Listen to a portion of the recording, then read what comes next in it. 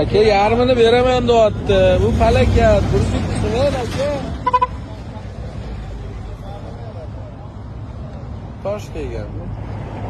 Prosta yo'l ustida toshni bizning mashinani bosib yuborganda, keyin uchib yaqin yurganiga ham uchib tepdi-da. Yo'l ustida qo'yapti toshni, nima qo'yapti desdi. Toshni bosding, to'g'rimi? Keyin bosilgan tosh uchib ketib, mana shu joyga tegib farani bafini sindirdi. Birinchi menga tegdi, tegiga yana.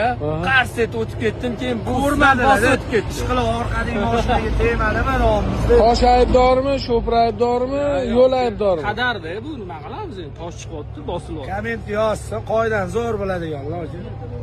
Xullas mashinadan toshni bosdi, keyin tosh usib, mana shu farani sindirdi-da.